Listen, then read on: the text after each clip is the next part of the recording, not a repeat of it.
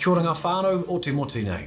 New Zealand has several cultural festivals for which public holidays have been granted, and Waitangi Day is one of them because it's significant. Māori were the sovereigns of New Zealand, this being internationally recognised following He Whakaputanga, the Declaration of Independence in 1835. However, there were growing and long-term problems with Pākehā behaviour here. This prompted an invitation to the British Crown to participate in a solution. Meanwhile in England, Christians had been working actively to try to stop or limit the planned colonisation of New Zealand. Their influence is specifically what led to the arrival of Governor Hobson with a remarkable agreement that was proposed and later accepted. The three key articles or points of Te Tiriti or Waitangi are these. Firstly, that the government of the whole land would be given to the British Crown.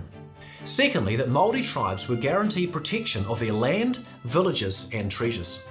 The initial reference here was in relation to their assets, but there's no question that Māori expected this would include a preservation of their language, a level of autonomy with their own people on their own land under the common national law, and the preservation of various cultural practices. The third article then offered Māori the same rights and duties of citizenship as those in England had, as per the Te Reo Māori translation.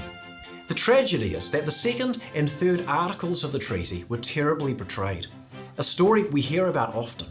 However, the good ending of sorts that we have in this story is that our government, based on the Christian ideas of honesty and integrity despite inconvenience, had courage to recognise these injustices, which led to the formation of the Waitangi Tribunal to address and make apology for them.